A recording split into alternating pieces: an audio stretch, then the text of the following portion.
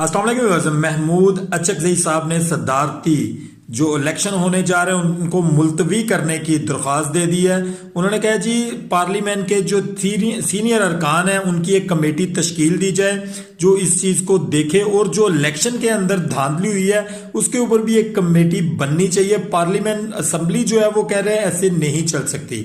उनका कहना है कि जो कमेटी बने उसमें फजलुर रहमान साहब को, रजा रुब्बानी साहब को और खुर्शीद शाह साहब को मेंबर बनाया जाए और वो इस चीज का फैसला करें कि क्या वाकई इलेक्शन के अंदर धांधली हुई है या नहीं, इलेक्शन धांधली ज़दा थे या नहीं। कैसे हो सकता है कि 30 से 40 सीटें लेने वाली जो जमात है उनका वजीर आजम बन जाए और जो जमात 230 से 35 सीटें ले रही हो उनको 90 सीटें थमा दी जाएं, और वजीर आजम जो है वो भी 30 सीटों वाला बन जाए और 54 सीटों वाला जो है वो पाकिस्तान का सदर बन जाए। ऐसा नहीं चलेगा, उनका कहना था।